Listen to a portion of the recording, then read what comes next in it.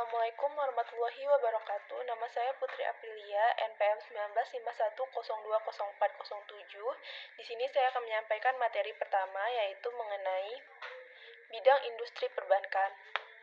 Kegiatan ekonomi adalah semua kegiatan manusia yang ditujukan untuk memperoleh barang dan jasa guna memenuhi kebutuhan hidupnya. Suatu industri identik dengan tempat di mana berlangsungnya kegiatan mengolah bahan baku, baik itu bahan baku mentah mau menjadi barang setengah jadi atau bahan jadi. Pengertian industri sangatlah luas. Proses industri ini meliputi semua kegiatan manusia dalam suatu bidang tertentu yang sifatnya produktif dan komersial. Industri itu sendiri merupakan kumpulan dari beberapa perusahaan-perusahaan atau firma yang mengusahakan dan memproduksi suatu barang yang serupa. Berdasarkan Undang-Undang Nomor 7 Tahun 1992 tentang Perbankan yang telah diubah dengan Undang-Undang Nomor 10 Tahun 1998 yang berbunyi, bank adalah badan usaha yang menghimpun dana dari masyarakat dalam bentuk simpanan dan menyalurkannya kepada masyarakat dalam bentuk kredit atau bentuk-bentuk lainnya dalam rangka meningkatkan taraf hidup rakyat. Banyak. Perbankan adalah segala sesuatu yang menyangkut tentang bank, mencakup kelembagaan, kegiatan usaha, serta cara dan proses dalam melaksanakan kegiatan usahanya. Industri jasa atau sektor tersier adalah salah satu dari 3 sektor ekonomi. Yang lainnya adalah sektor primer yang berkaitan dengan pertambangan, pertanian, dan perikanan, dan sektor sekunder yang berkaitan dengan manufaktur. Bisnis sektor jasa adalah industri yang bergerak dalam bidang pelayanan atau memberikan jasa, baik untuk melayani maupun menunjang aktivitas industri yang lain, serta dapat juga memberikan pelayanan langsung terhadap masyarakat.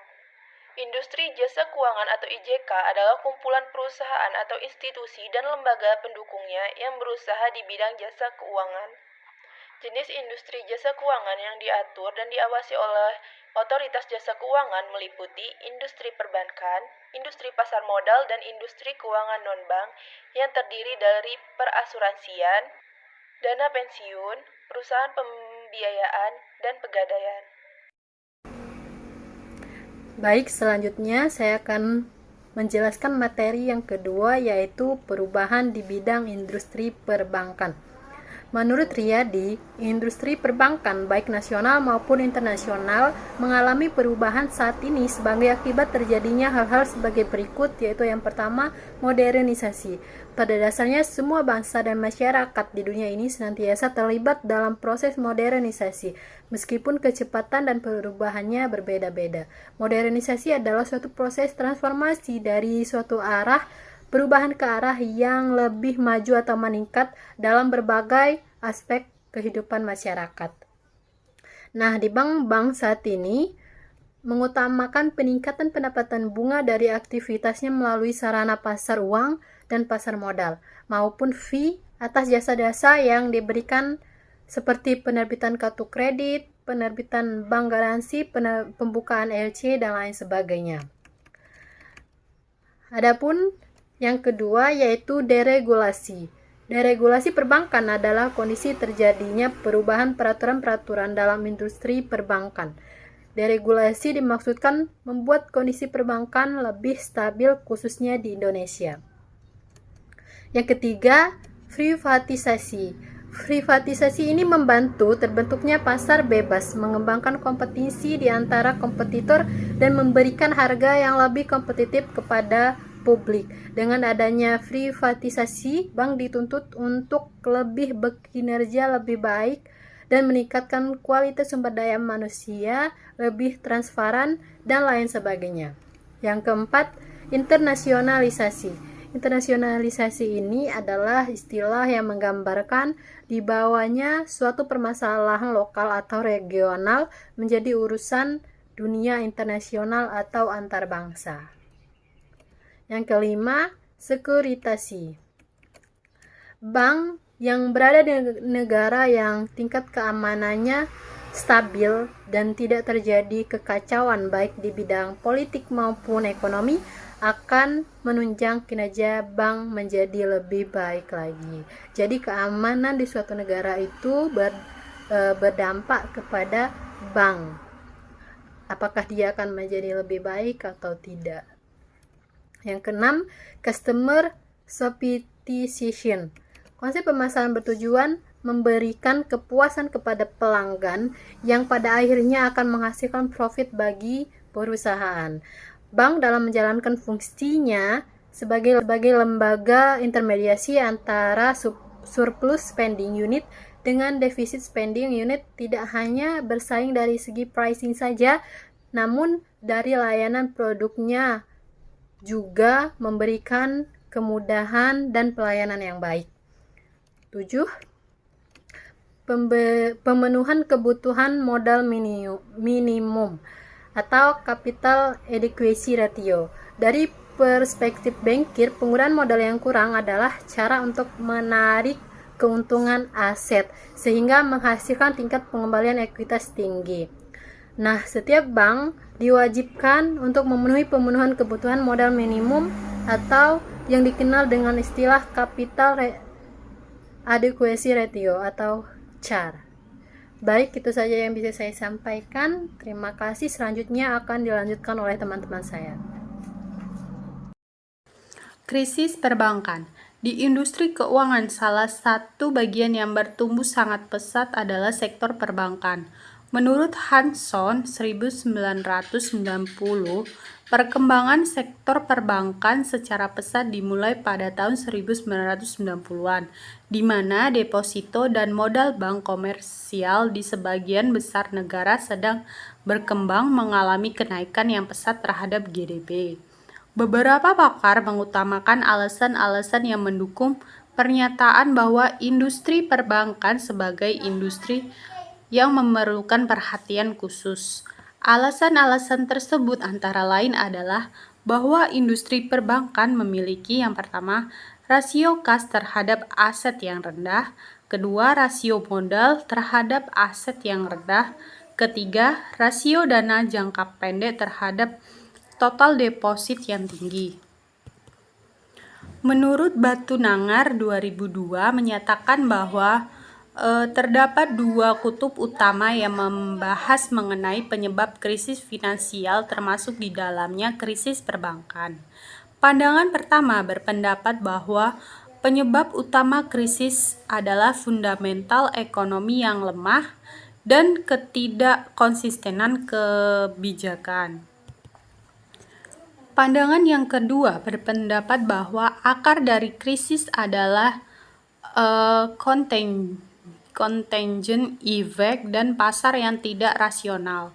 Indikator yang dipandang sebagai penyebab krisis perbankan adalah yang pertama, penurunan drastis pada pertumbuhan PDB real. Yang kedua, peningkatan suku bunga real. Ketiga, penurunan ICOR. Keempat, depresiasi tajam pada nilai tukar. Kelima, peningkatan tajam pada inflasi, ekspansi kredit, dan capital inflow. Kondisi makroekonomi yang memburuk yang menyebabkan timbulnya krisis perbankan.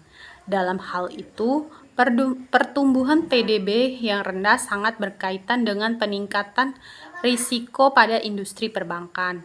Selain itu, peningkatan risiko pada industri perbankan berasal dari laju inflasi yang tinggi dan upaya stabilisasi laju inflasi akan mengakibatkan peningkatan tajam pada suku bunga real yang meningkatkan kemungkinan terjadinya krisis perbankan. Assalamualaikum warahmatullahi wabarakatuh. Nama saya Haldini Anissa, NPM 1951020 328 dari Prodi Perbankan Syariah. Baik, di sini saya akan melanjutkan materi yaitu tentang jenis krisis di perbankan. Seperti apa jenis krisis di perbankan itu? Jadi, jenis krisis di perbankan itu seperti bank panik akibat terjadinya ras likuiditas. Nah, seperti apa karakteristiknya? Yang pertama, itu terjadi krisis likuiditas yang diakibatkan oleh bank run. Apa itu bank run? Jadi bank run itu penarikan dana besar-besaran oleh nasabah. Kemudian yang kedua, itu bila bank run hanya terjadi pada satu bank, maka bank tersebut dapat meminjam kepada bank yang lain. Kemudian yang ketiga, bila bank run terjadi dalam sistem perbankan, maka akan terjadi bank panik. Kemudian contohnya itu sudah pernah terjadi di Inggris pada tahun 1866.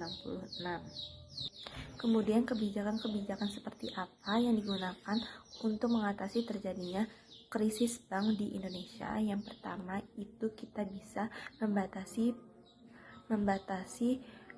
hutang dengan denominasi asing. Kemudian yang kedua, kita bisa mengurangi pengawasan pemerintah dan intervensi yang berlebihan atas bank melalui privatisasi. Dan kemudian kita juga bisa menggunakan dengan asistensi atau tidak dengan asistensi. Asistensi di sini artinya dengan bantuan. Nah, penyelesaian tanpa bantuan itu biasanya dilakukan oleh sektor swasta sendiri. Jadi mereka tidak menggunakan bantuan dari pemerintah, melainkan mereka menyelesaikannya dengan menambahkan dana dari pemilik yang ada atau dana dari pihak lain.